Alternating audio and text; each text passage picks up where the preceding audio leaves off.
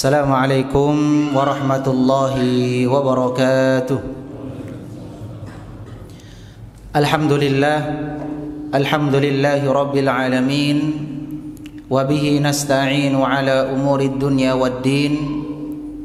Wassalatu wassalamu ala ashrafil anbiya'i wal mursalin, nabiyyina Muhammadin wa ala alihi wa sahbihi ajma'in. Amma ba'du. Para hadirin dan hadirat jamaah Masjid Muhammadiyah Hajah Nuriyah rahimani wa rahimakumullah.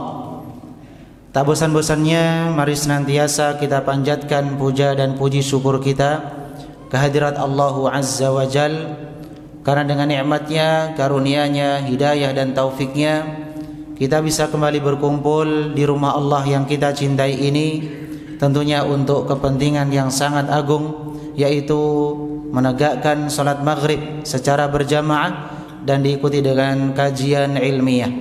Semoga Allah Azza wa Jal berkenan untuk memudahkan langkah-langkah kita menuju surganya. Amin ya rabbal alamin.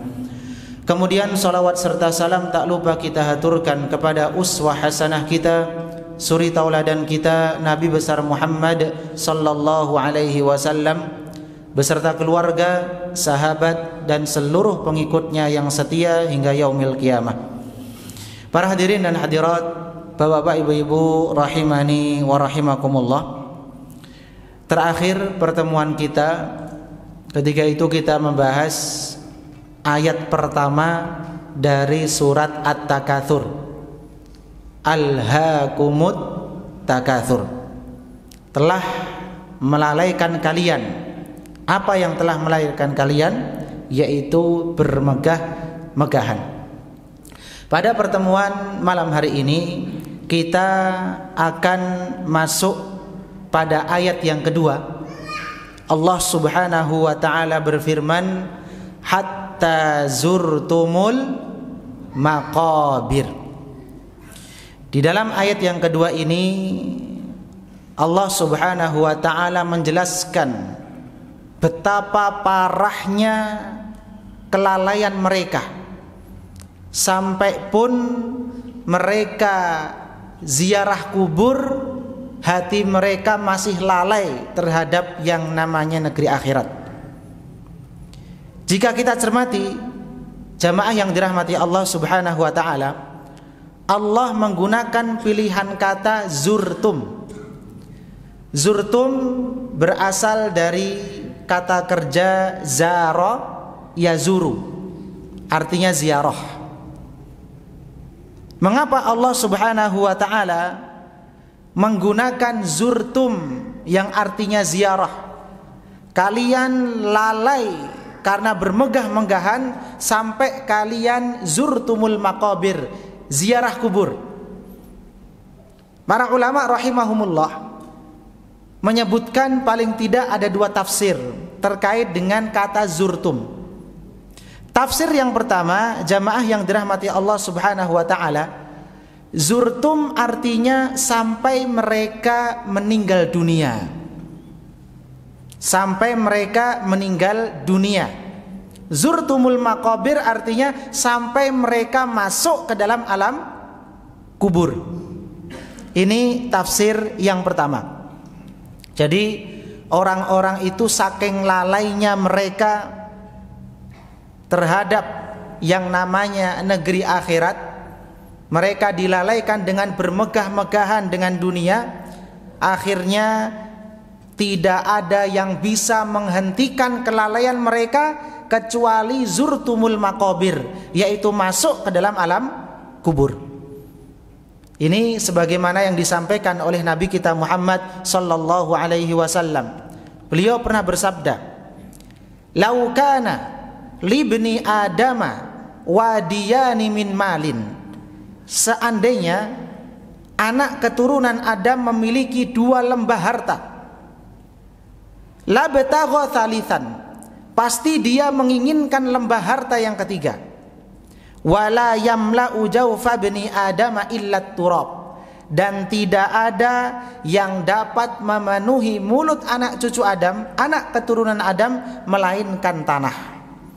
wa yatubullahu ala man tab, dan Allah Subhanahu wa taala akan menerima taubat orang-orang yang kembali kepadanya. Jamaah yang dirahmati Allah Subhanahu wa taala, maksud dari tidak ada yang dapat memenuhi mulut anak cucu Adam kecuali tanah, maksudnya adalah kematian. Ini tafsir yang pertama terkait kata zurtum. Kemudian yang menjadi pertanyaan selanjutnya adalah, mengapa Allah Subhanahu wa taala menggunakan kata zurtum atau ziarah? Belum betakun, Pak. Yang namanya ziarah itu balik ke kampung lagi atau bertempat tinggal di tempat yang dia ziarahi. Balik lagi tidak, Pak? Balik lagi. Namanya ziarah itu pulang kembali ke tempat asal. Nah, pertanyaannya, apakah ada orang yang telah ziarah kubur, masuk ke dalam kuburan, balik lagi ke dunia? Ada tidak, Pak? Pernah kita sering mendengar ya syair, saben malam Jumat ahli kubur tile omah. Setiap malam Jumat penghuni kubur pulang ke rumah. Kira-kira benar atau tidak ini? Pernyataan ini tidak benar. Tidak ada satupun ketika setelah meninggal dunia balik lagi ke dunia. Tidak mungkin. Mustahil ada yang bisa balik ke dunia setelah meninggal dunia. Maka tidak ada pilihan lain bahwa Allah Subhanahu wa taala menggunakan kata zurtum atau ziarah yang artinya akan kembali. Kira-kira kembali kemana, Pak? Kembali ke dunia atau kembali ke negeri akhirat? Kembali ke negeri akhirat, kembali ke hadirat Allah Subhanahu wa taala. Ini rahasia mengapa Allah menggunakan pilihan kata zurtum, ziarah. Ziarah itu artinya akan kembali lagi. Pertanyaannya kembali kemana? Kalau kembali ke dunia mustahil, tidak mungkin. Sehingga pilihan yang terakhir kembali ke negeri akhirat, kembali ke hadirat Allah Subhanahu wa taala. Dan kuburan itu bukan peristirahatan terakhir, sebagaimana yang terjadi pada sahabat Utsman bin Affan radhiyallahu anhu. Utsman bin Affan radhiyallahu anhu jika berdiri di atas kuburan, maksudnya di sekitar kuburan, yabki hatta yabulla lihyatahu, biasanya beliau menangis sampai basah janggut beliau. Faqila lahu, kemudian ada yang berkata kepada beliau, wahai Utsman, tadhkurul jannata wan nar wa la tabki, engkau pernah mengingat surga dan neraka tetapi engkau tidak menangis. Wa tabki min hadza, dan engkau menangis karena kuburan ini.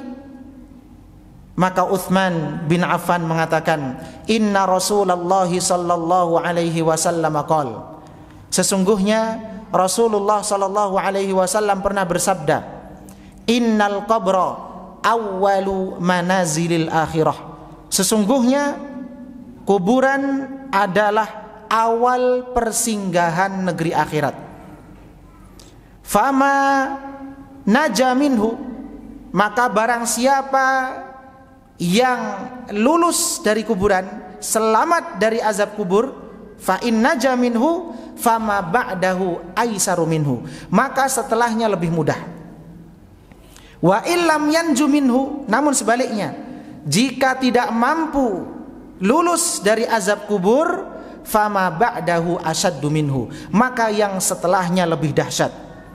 Wa qala Rasulullah sallallahu alaihi wasallam, kemudian Utsman mengatakan, Rasulullah sallallahu alaihi wasallam pernah bersabda, ma raaitu, aku tidak pernah melihat, mangdharan, pemandangan, qattu illa wal qabru afdha'u minhu, aku tidak pernah melihat pemandangan yang lebih mengerikan kecuali siksa kubur, lebih mengerikan daripadanya. Jemaah yang dirahmati Allah Subhanahu wa taala, ada kekeliruan keyakinan, yaitu ungkapan sebagian kalangan masyarakat yang mengatakan bahwa orang yang meninggal itu sedang menuju peristirahatannya yang terakhir. Mengapa ini disampaikan? Karena ditakutkan ini adalah kerusakan-kerusakan yang sengaja disusupkan kepada akidah kaum muslimin untuk membuat kaum muslimin tidak yakin lagi dengan yang namanya hari kiamat. Kapan kita akan dibangkitkan oleh Allah? Masih ingat ya Pak? Surat Al-Adiyat ayat keberapa? 9. Afala ya'lamu idza bu'thira ma fil kubur. Apakah manusia tidak mengetahui apabila apa-apa yang ada di dalam kuburan dibangkitkan oleh Allah? Berarti setelah alam kubur ada alam yang lain. Ketika kita dibangkitkan, kapan itu terjadi? Ketika hari kiamat. Ditakutkan seperti itu Pak. Ada atau tidak Pak ungkapan-ungkapan seperti ini? Sedang menuju peristirahatan apa? Terakhir. Dan ini sangat berbahaya jika kita yakini, karena kuburan itu bukan yang terakhir. Yang terakhir itu kalau tidak surga ya neraka. Jamaah yang dirahmati Allah Subhanahu wa taala, seorang penyair mengatakan, "Falau anna idza mitna turikna." Jikalau setelah mati kita dibiarkan, lakanal mautu rahata kulli hayyin. Tentulah kematian adalah peristirahatan bagi setiap yang hidup. Walakinna idza mitna bu'ithna. Akan tetapi setelah mati kita akan dibangkitkan oleh Allah. Wa nus'alu ba'dahu an kulli syai'in. Lalu kita akan ditanya oleh Allah tentang seluruh yang pernah kita lakukan di dunia. Jadi kematian itu bukan tempat peristirahatan yang terakhir. Kemudian Bapak-bapak Ibu-ibu yang dirahmati Allah Subhanahu wa taala, tadi tafsiran yang pertama kami katakan zurtum artinya masuk ke dalam alam kubur. Jadi yang dapat menghentikan kita dari kelalaian apa Pak? Masuk ke dalam kubur, yaitu kematian. Ini tafsir yang pertama. Tafsir yang kedua adalah kalian itu telah dilalaikan karena bermegah-megahan. Sampai kapan? Sampai pun kalian masuk area pekuburan, kalian masih lalai. Jadi kita ini sampai berada di area pekuburan pun kita masih lalai. Ini maksud dari tafsir yang kedua. Pernah kita sampaikan ada dua kabilah. Kabilah yang pertama mengatakan, orang-orang yang ada di kabilahku lebih banyak yang hebat daripada orang-orang yang ada di kabilahmu. Kemudian mereka berdebat sampai mereka ke kuburan dan mengatakan, orang-orang yang ada di alam kuburan ini dari kabilahku lebih hebat daripada orang-orang yang ada di kuburan ini dari kabilahmu. Sampai seperti itu. Ini menunjukkan bahwa banyak orang ketika ada di area pekuburan tetap masih lalai terhadap yang namanya negeri akhirat. Ini tafsir yang kedua. Yang uniknya Pak, di zaman kita bukan memperdebatkan siapa yang ada di alam penghuni kubur itu, di alam kuburan siapa yang paling afdal, tidak. Yang menjadi masalah adalah kebanyakan kaum muslimin, mungkin terjadi juga di kalangan kita, mereka berbangga-bangga dan bermahal-mahalan kuburannya. Mana yang paling mahal kuburannya. Seakan-akan menilai status sosialnya dari apa? Dari kuburannya. Maka ada kuburan yang dibanderol dengan harga berapa? 1 miliar. Kadang-kadang di kuburan itu ada untuk outboundnya, ya. Kemudian ada untuk rapat, ya. Rapat di area kuburan, ya. Kemudian ada macam-macam hiburan-hiburan yang ada di area pekuburan. Dan ini tentu saja tidak selaras dengan konsep Islam di dalam masalah ziarah kubur. Apa tujuan ziarah kubur Pak? Yang pertama adalah mengingat kematian. Yang pertama, ziarah kubur itu tujuannya adalah untuk mengingat akhirat atau kematian. Dan kita ketika masuk di area pekuburan kadang-kadang lalai dengan yang namanya akhirat. Ini sama dengan tafsiran yang kedua tadi. Sampai pun kalian di kuburan, kalian masih tetap lalai terhadap negeri akhirat. Bisa difahami insyaallah tafsir yang kedua. Kemudian jamaah yang dirahmati Allah Subhanahu wa taala, kita akan menyebutkan ziarah kubur di dalam Islam. Ziarah kubur di dalam Islam dibagi menjadi dua. Yang pertama, ziarah kubur yang tujuannya benar.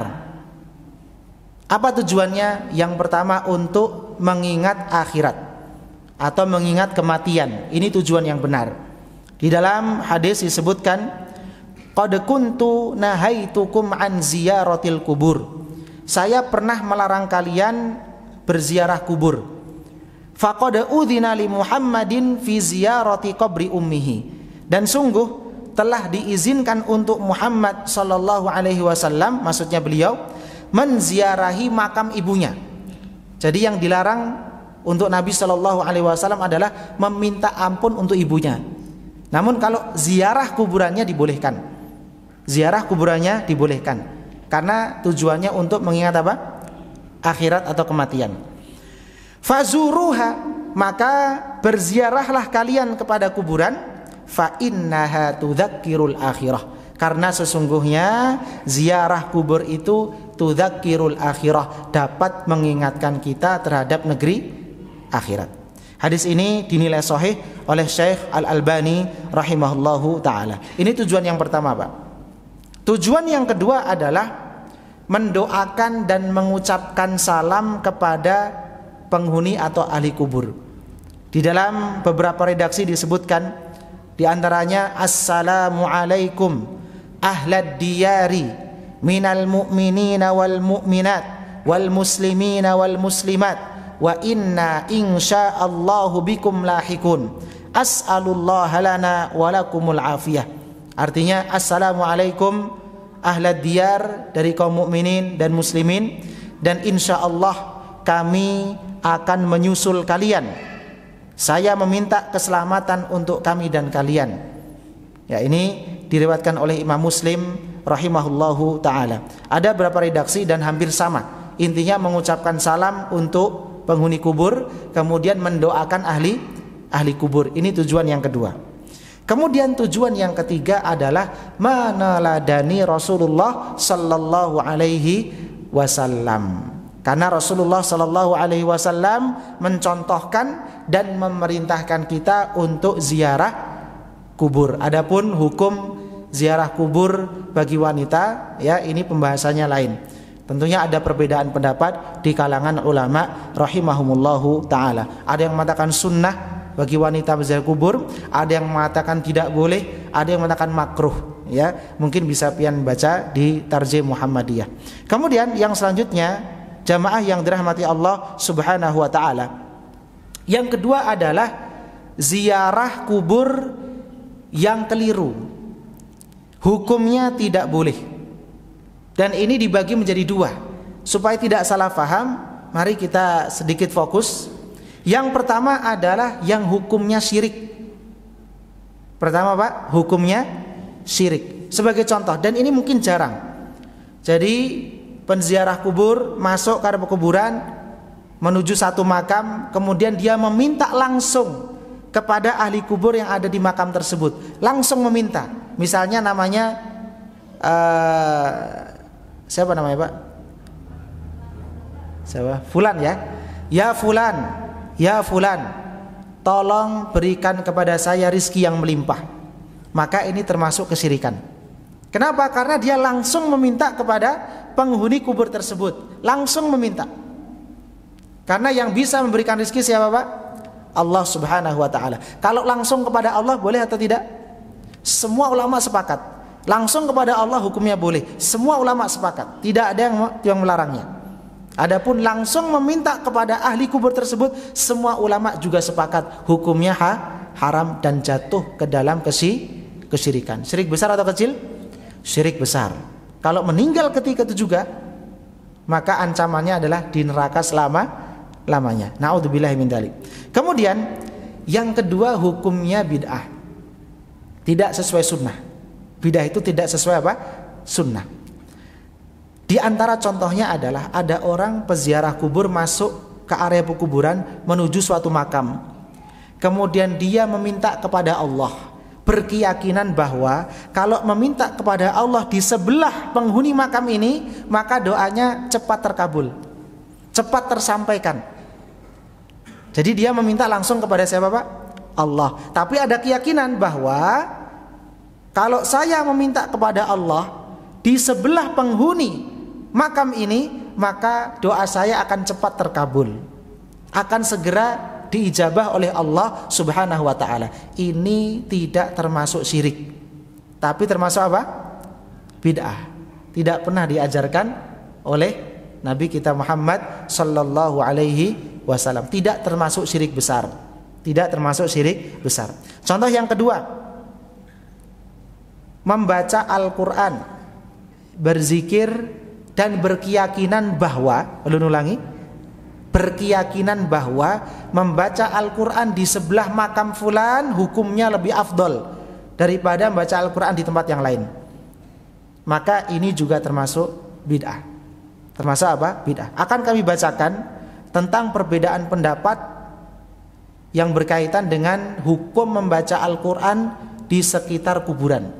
Memang ada sebagian yang mensyariatkan, ada sebagian yang melarang. Kita lebih condong kepada yang melarang. Di antaranya adalah Imam Malik, kemudian Abu Hanifah, dan riwayat dari Imam Ahmad. Dan ini adalah pendapat yang dipilih oleh Ibnu Taimiyah rahimahumullahu ta'ala. Mengapa membaca Al-Quran di sekitar kuburan tidak disyariatkan? Maka jawabannya karena Nabi Muhammad SAW tidak pernah mencontohkannya. Bagaimana kalau ternyata tidak sengaja dan tidak berkeyakinan bahwa membaca Al-Quran di kuburan itu lebih afdal? Kadang-kadang kan ada orang, Pak, lewat kuburan masuk sambil baca mushaf. Sambil baca apa? Mushaf. Maka kalau tidak ada keyakinan seperti ini tidak mengapa. Yang jadi masalah adalah ketika meyakini bahwa membaca Al-Quran di area pekuburan hukumnya sunnah atau lebih afdal. Ini yang tidak boleh. Ini yang tidak boleh. Karena kuburan tidak najis. Ya, kuburan tidak apa? Najis. Sebenarnya kalau tidak ada keyakinan tertentu, mungkin pas kita lewat tidak sengaja kemudian kita baca Al-Quran, maka tidak mengapa. Tapi yang jadi masalah ketika kita meyakini membaca Al-Quran di area pekuburan hukumnya sunnah, maka ini termasuk dalam hukum ziarah yang bid'ah, tidak diperbolehkan. Bisa difahami insyaallah? Baik, jamaah yang dirahmati Allah Subhanahu wa ta'ala, jika kita kembali pada ayat yang pertama, Allah Subhanahu wa ta'ala berfirman, alhaakumut takatsur, telah membuat lalai kalian, yaitu bermegah-megahan. Pernah enggak sih, Pak, kita lalai? Pernah enggak, Pak? Pernah enggak kita lalai, Pak? Sering lalainya atau sering ingatnya? Sering lalainya. Jangan-jangan kita masuk pada ayat yang pertama tadi, alhaakumut takatsur. Kita ini sering lalai. Yang menjadi pertanyaannya, kenapa kita sering lalai? Kenapa kita sering lalai? Kita sering lalai karena Rasulullah Shallallahu Alaihi Wasallam mempermisalkan dunia itu begitu indah. Di dalam hadis disebutkan, innad dunya hulwatun khadirah. Sesungguhnya dunia itu manis dan berwarna hijau. Kemudian Rasulullah melanjutkan, wa innallaha mustakhlifukum fiha, dan Allah menjadikan kalian sebagai pengelolanya. Fayanzura kaifa ta'malun, lalu Allah akan melihat apa yang kalian perbuat di dunia. Fattaqud dunya, takutlah kalian terhadap dunia. Wattaqun nisa, dan takutlah kalian terhadap wanita. Fa inna awwala fitnati bani Israila kanat fin nisa, karena sesungguhnya cobaan pertama yang menimpa Bani Israel adalah perempuan. Cobaan yang disebabkan oleh perempuan, fitnatun nisa. Hadis ini sahih, diriwayatkan oleh Imam Muslim rahimahullahu taala. Jadi Nabi SAW mensifati dunia dengan berapa sifat, Pak?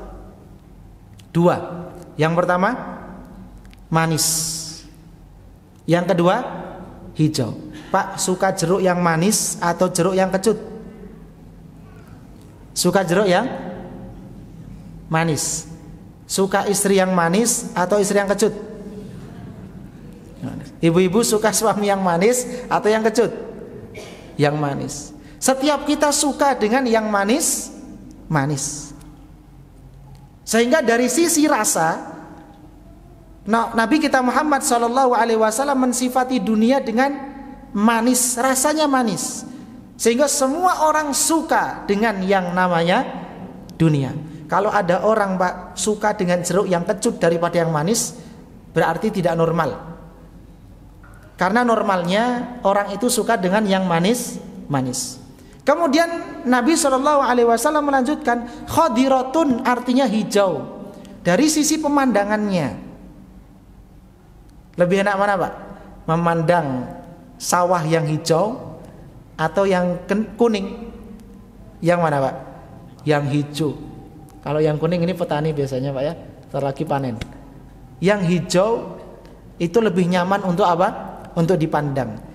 Sehingga setiap orang suka dengan yang namanya keindahan dunia. Hulwatun khadiratun. Kemudian Nabi SAW setelah mensifati dunia dengan dua sifat tadi, Nabi memberikan wejangan kepada kita, hati-hati. Fattakud dunia, hati-hati, dunia itu sangat indah, hati-hati. Nabi tidak mengatakan tinggalkan dunia, tapi Nabi mengatakan apa? Hati-hati dari dunia, bukan tinggalkan dunia, hati-hati dari dunia. Wattakun nisa, dan takutlah kalian, berhati-hatilah kalian terhadap yang namanya wanita. Pertanyaannya Pak, wanita itu termasuk dunia atau bukan? Wanita termasuk daripada dunia. Namun kenapa Rasulullah SAW menyebutkan wanita secara khusus setelah beliau menyebutkan dunia? Maka jawabannya karena fitnah terbesar. Mohon maaf ibu-ibu, sama. Laki-laki ini fitnah terbesar bagi wanita, wanita fitnah terbesar bagi laki-laki. Karena sesungguhnya wanita itu adalah fitnah terbesar bagi laki-laki. Sesungguhnya pertama kali cobaan yang menimpa Bani Israel adalah fitnah yang disebabkan oleh wanita.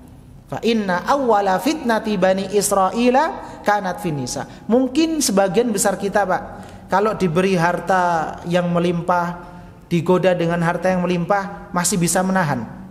Oh enggak, ini haram. Tapi kalau diberi wanita, diiming-imingi wanita, siapa yang kuat? Biasanya mohon maaf, kelepek-kelepek gak kuat Pak. Karena memang fitnah wanita ini lebih dahsyat daripada fitnah apa? Fitnah harta. Maka Nabi mewanti-wanti, fattakud dunya wattakun nisa. Hati-hati kalian terhadap fitnah wanita, cobaan yang disebabkan oleh wanita. Hadis ini ikhwatal iman azani Allah sahih, diriwayatkan oleh Imam Muslim rahimahullahu taala. Kemudian jamaah yang dirahmati Allah Subhanahu wa taala, tadi kita sebutkan bahwa penyebab kelalaian diantaranya apa tadi Pak? Karena memang Nabi mensifati dunia dengan apa? Hijau dan manis, sehingga banyak yang lalai.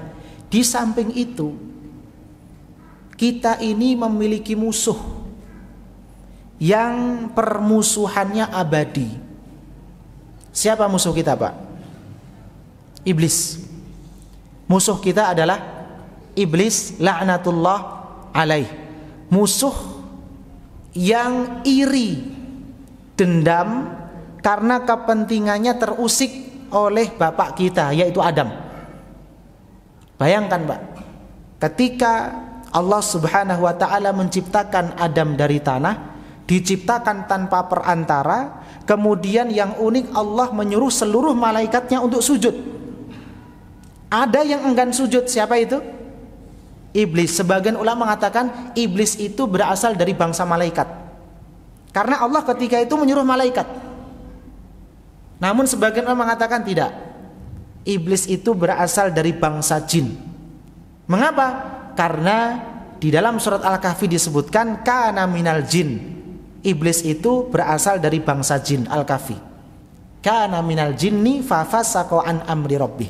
Wallahu taala alam mana yang benar, namun yang jelas makhluk yang enggan sujud kepada Adam ketika itu siapa namanya? Iblis laknatullah alaih. Maka Allah Subhanahu wa taala bertanya kepada iblis, mengajak dialog iblis. Qala ma mana'aka alla tasjuda id amartuk, wahai iblis, apa yang menyebabkan engkau enggan sujud kepada Adam? Apa jawaban iblis? Qala ana khairun minhu khalaqtani min narin wa khalaqtahu min tin. Aku lebih baik daripada Adam. Engkau ciptakan aku dari api. Kalau malaikat dari apa, Pak? Dari cahaya. Wa khalaqtahu min tin, dan engkau ciptakan Adam dari tanah. Ini penyebab iblis enggan sujud kepada siapa? Adam. Apa yang terjadi setelah Allah mengajak dialog iblis tentang penyebab enggan sujud dia kepada Adam? Maka Allah Subhanahu wa taala menghukum iblis karena alasannya tidak masuk akal. Maka Allah menghukum iblis. Apa hukumannya? Qala fahbit minha. Wahai iblis, keluarlah engkau dari surga. Fama yakunu laka an tatakabbara fiha. Engkau tidak pantas menyombongkan dirimu di tempat yang mana tempat itu adalah lambang kesucianku, yaitu surga. Fakhruj, keluarlah engkau. Innaka minas sagirin. Sesungguhnya engkau termasuk makhluk yang hina di sisiku. Maka iblis keluar dari mana? Surga. Mengapa iblis tambah marah kepada Adam, Pak? Karena setelah iblis keluar dari surga, Allah Subhanahu wa taala masukkan Adam ke surga. Ibarat ada pendatang baru, saya diusir kata iblis, kemudian tempat saya ditempati siapa? Adam dan istrinya, yaitu Hawa. Maka permusuhan iblis semakin kuat, sehingga iblis laknatullah alaih bersumpah, bertekad sesuai dengan pengakuannya iblis di dalam Al-Quran. Apa tekad iblis laknatullah alaih? Iblis bertekad untuk selalu dan selalu menyesatkan manusia. Menyesatkan manusia. Di dalam Al-Quran disebutkan, qala fabima aghwaytani. Ya Allah, tidak mengapa engkau mentakdirkan aku menjadi sesat, tidak mengapa, saya terima, kata iblis. Tapi ingat, la aqudanna lahum siratal mustaqim. Aku akan menghalangi anak cucu Adam dari jalanmu yang lurus, kata iblis laknatullah alaih. Iblis bersumpah. Iblis menerima keadaan ini. Iblis mengatakan, saya terima takdir saya, disesatkan tidak mengapa. Namun ingat, aku akan selalu dan selalu menghalangi anak cucu Adam, manusia, dari jalanmu yang benar. Di dalam ayat yang lain disebutkan, thumma la'atiyannahum, kemudian aku akan mendatangi mereka, yaitu manusia, mim baini aidihim, dari depan mereka, wa min khalfihim, dari belakang mereka, wa an aymanihim, dari samping kanan mereka, wa an syama'ilihim, dari samping kiri mereka, wala tajidu aktsarahum syakirin. Dan engkau ya Allah tidak mendapati kebanyakan hambamu bersyukur kepadamu. Kalau ditanya, Pak, lebih banyak yang bersyukur atau yang kufur, Pak? Yang bersyukur lebih sedikit daripada yang kufur. Dan ini adalah janji iblis laknatullah alaih, wala tajidu aktsarahum syakirin. Sehingga Bapak-bapak, ibu-ibu yang dirahmati Allah Subhanahu wa taala, karena iblis telah bertekad untuk menyesatkan manusia, iblis membuat manusia lalai. Selain daripada dunia tadi indah untuk dipandang, enak untuk dirasa, maka iblis membisiki manusia untuk selalu lalai. Sehingga sebenarnya yang membuat kita lalai itu ada banyak faktor. Dari dunianya itu sendiri, yang kedua dari musuh kita, yaitu siapa? Iblis laknatullah alaih. Setan akan selalu berbisik kepada manusia sampai kita meninggal dunia. Sampai kita meninggal dunia. Dan yang luar biasa, setan ini, Pak, bisa masuk ke dalam tubuh kita melalui apa? Jalan darah. Disebutkan di dalam hadis. Hadis ini berasal dari Sofiyah, istri Rasulullah sallallahu alaihi wasallam. Rasulullah sallallahu alaihi wasallam pernah iktikaf.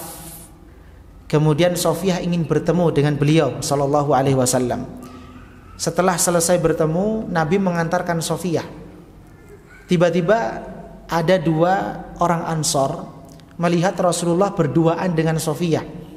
Karena ketika itu mungkin orang Ansor tidak tahu kalau itu istri Nabi Muhammad sallallahu alaihi wasallam. Takutnya dikira Rasulullah sedang berkholwah. Na'udzubillahi min dzalik.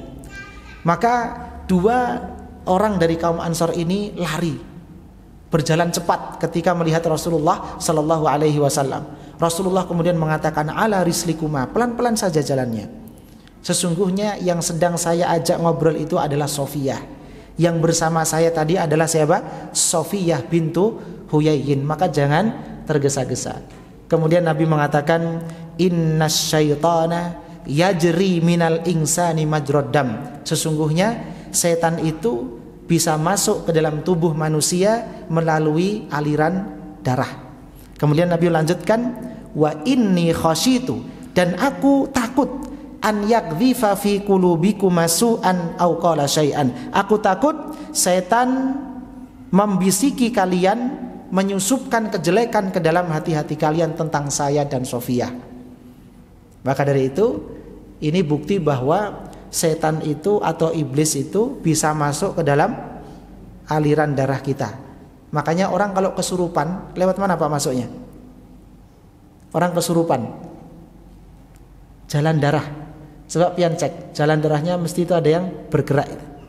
Nah, itu ada jin yang jalan itu. Dari apa? Jalan darah. Maka obatnya adalah banyak berzikir kepada Allah Subhanahu wa ta'ala. Di antaranya adalah zikir pagi, kemudian zikir apa? Zikir petang. Ini tugas kita yang pertama. Jadi tugas kita yang pertama Pak, perbanyak zikir. Di antaranya yang tidak boleh kita tinggalkan adalah zikir pagi dan zikir apa? Petang. Ya, banyak sekali zikir pagi dan petang yang sudah menjadi buku saku, bisa pian bawa kemana-mana. Setiap sholat bisa pian bawa. Mungkin dari HP juga bisa. Itu dibaca setiap ba'da asar dan setiap ba'da subuh. Kemudian tugas kita yang kedua. Tugas kita yang kedua adalah membongkar pikiran-pikiran atau bisikan-bisikan setan. Bisa nggak Pak kita bongkar bisikan setan? Jadi kita tahu, oh ini bisikan setan, oh ini bisikan malaikat. Loh Ustaz, memang ada bisikan malaikat? Ada. Di dalam hadisnya sahih, diriwayatkan oleh Al-Imam At-Tirmidzi rahimahullahu ta'ala, Rasulullah sallallahu alaihi wasallam bersabda, innalis syaitani lammatan bibni Adam. Sesungguhnya setan itu memiliki bisikan pada manusia. Walil malaki lammatan, dan malaikat juga memiliki bisikan bagi manusia. Pernah lihat Pak ya film-film ya dulu lah di MNCTV atau di TPI biasanya ada pembisik kebaikan, ada pembisik keburukan. Pembisik kebaikan biasanya aktornya apa Pak? Orang berjubah apa itu? Hitam biasanya. Kalau yang baik cahaya, betul Pak ya? Itu mungkin menggunakan hadis ini. Jadi bisikan yang pertama dari apa? Setan, bisikan yang kedua dari malaikat. Kemudian Nabi SAW memberikan arahan. Fa amma lammatus syaiton, adapun bisikan setan, fa i'adun bisyarri, maka adalah menjanjikan keburukan-keburukan. Wa takdzibun bil haqqi, mendustakan kebenaran. Wa amma lammatul malaki, adapun bisikan malaikat adalah fa i'adun bil khairi, menjanjikan kebaikan-kebaikan. Wa tasdikun bil haqqi, membenarkan kebenaran. Kemudian faman wajada dzalika falyalam annahu minallah. Barang siapa yang mendapati bisikan dari malaikat itu, ketahuilah sebenarnya bisikan itu berasal dari Allah karena baik. Falyahmadillah. Setelah itu hendaknya dia bertahmid, mengucapkan alhamdulillah. Wa man wajadal ukhra, barang siapa yang mendapati bisikan syaitan, falyata'awwadz minas syaitan, maka hendaknya dia bersegera meminta perlindungan kepada Allah dari bisikan setan. Thumma qara'a, kemudian Rasulullah sallallahu alaihi wasallam membaca sebuah ayat di dalam surat Al-Baqarah, asy-syaitanu, syaitan itu ya'idukumul faqra wa ya'murukum bil fahsya, selalu menjanjikan menakut-nakuti kalian dengan yang namanya kefakiran, wa ya'murukum bil fahsya, selalu menyeru kalian untuk berbuat kekejian, wallahu ya'idukum maghfiratan minhu wa fadla, sedangkan Allah selalu menjanjikan kepada kalian ampunannya. Jamaah yang dirahmati Allah Subhanahu wa taala, jadi kita memiliki dua pembisik. Yang pertama siapa Pak? Setan. Yang kedua malaikat. Ciri-cirinya apa Pak? Kalau itu bisikan dari setan, ciri-cirinya yang dibisikkan adalah keburukan. Kalau yang berasal dari malaikat, ciri-cirinya yang dibisikkan adalah kebaikan atau kebenaran. Tentunya ini akan kami sebutkan contohnya. Kami akan sebutkan contohnya. Kemaksiatan. Kemaksiatan itu baik atau buruk Pak? Kemaksiatan baik atau buruk? Kemaksiatan adalah hal yang buruk. Namun kadang-kadang kita pernah nggak Pak merasakan kok maksiat itu jadi indah? Pernah nggak Pak? Ternyata yang membuat maksiat itu indah adalah bisikan setan, zukhrufal qaul, perkataan setan yang indah. Wahai fulan, bermaksiat saja, tidak usah takut, umurmu masih muda. Tenang saja, Allah itu Maha Pengampun, Maha Penyayang.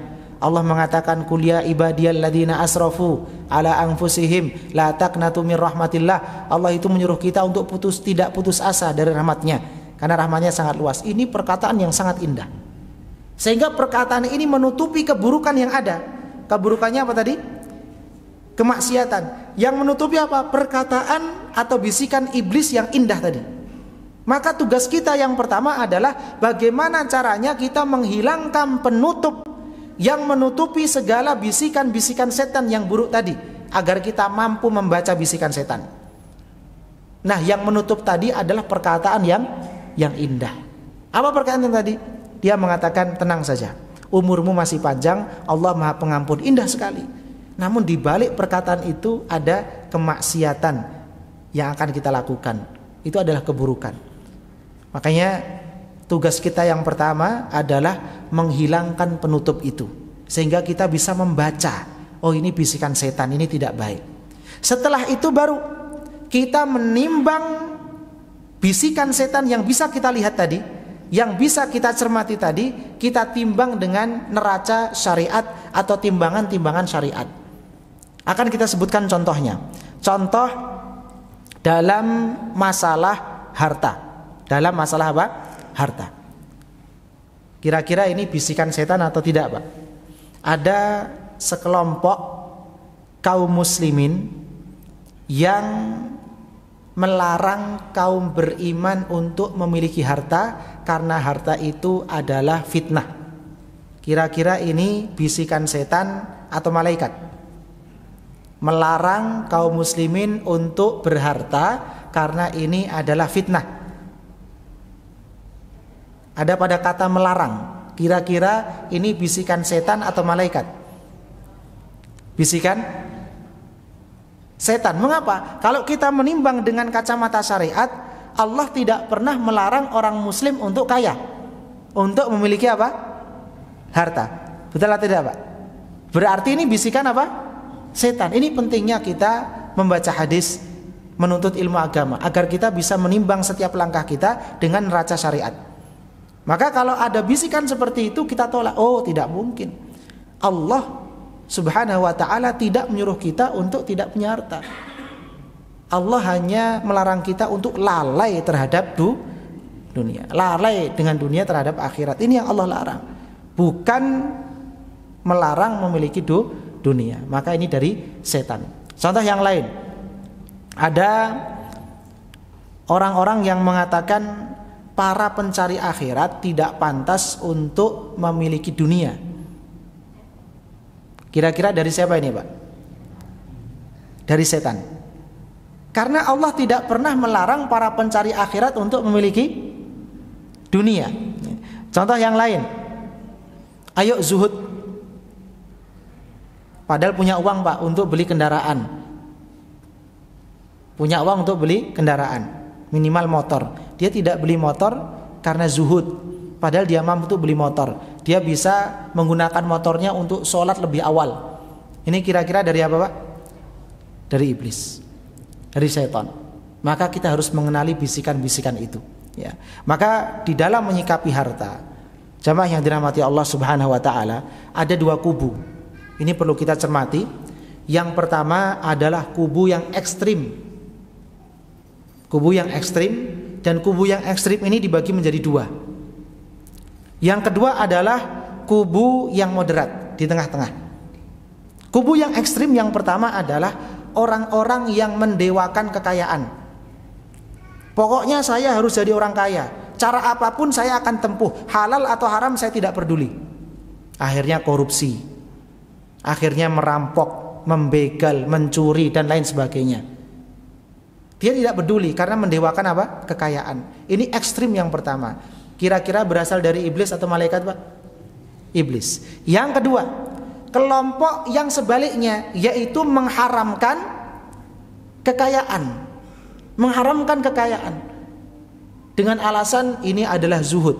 Dengan alasan banyak kok sahabat Nabi radhiyallahu anhum yang tidak mampu. Dia mengkisahkan kisah-kisah tentang orang yang tidak mampu dan zuhud. Padahal bisa jadi iblis masuk ke dalam aliran darahnya untuk memberikan bisikan. Ini kelompok ekstrim yang kedua, mengharamkan apa? Kekayaan, ya. Maka ada kelompok yang ketiga, yaitu di pertengahan, moderat. Siapakah mereka? Orang yang meyakini bahwa harta ini sifatnya netral. Harta ini salah atau tidak Pak? Tidak pernah salah. Harta itu tidak pernah apa? Salah, karena sifatnya netral. Maksudnya apa? Tergantung siapa yang menggunakannya. Tergantung di tangan siapa. Kalau harta itu berada di tangan orang yang soleh, maka apa yang terjadi? Banyak pesantren gratis. Betul Pak? Kalau harta itu ada di tangan orang yang soleh, masjid-masjid makmur. Kalau harta itu ada di tangan orang yang soleh, zakat pasti berjalan. Namun sebaliknya, kalau harta itu ternyata berada di tangan orang yang tidak baik, apa yang terjadi? Tempat-tempat kemaksiatan ada di mana-mana. Maka harta tidak pernah salah, karena harta sifatnya netral. Nah, wallahu taala alam bisawab, ya. Nabi SAW yang terakhir mengajarkan kepada kita sebuah doa. Mengajarkan kepada kita sebuah doa, dan doa ini diriwayatkan oleh Aisyah radhiyallahu anha. Nabi SAW mengatakan, Allahumma inni a'udzubika min fitnatin nari wa adzabin nari wa min syarril ghina wal faqri.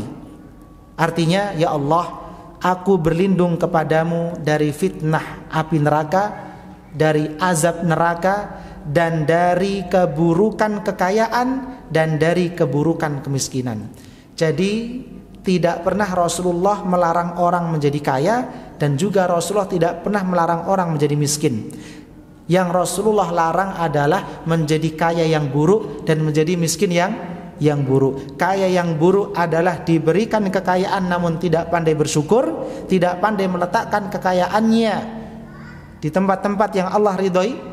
Kemudian miskin yang buruk adalah yang tidak pandai bersabar ketika Allah coba. Karena dunia ini adalah darul bala, tempatnya cobaan. Ada yang dicoba dengan kekayaan, ada yang dicoba dengan kefakiran atau kemiskinan. Yang harus kita berlindung darinya adalah keburukan keduanya, Pak. Jadi kalau miskin silahkan, tidak ada masalah. Kaya juga tidak ada masalah. Yang masalah adalah kaya yang buruk dan miskin yang buruk. Ini yang Nabi SAW berlindung darinya, yaitu keburukan kemiskinan dan keburukan kekayaan. Wallahu ta'ala a'lam bishawab. Semoga tafsir kedua yang disampaikan pada malam hari ini bisa bermanfaat tentunya untuk ulun pribadi dan semua jamaah, dan tentunya untuk selalu niat amal dan disampaikan. Kita akhiri dengan doa kafaratul majlis. Subhanakallahumma wa bihamdika asyhadu an la ilaha illa anta astaghfiruka wa atubu ilaika.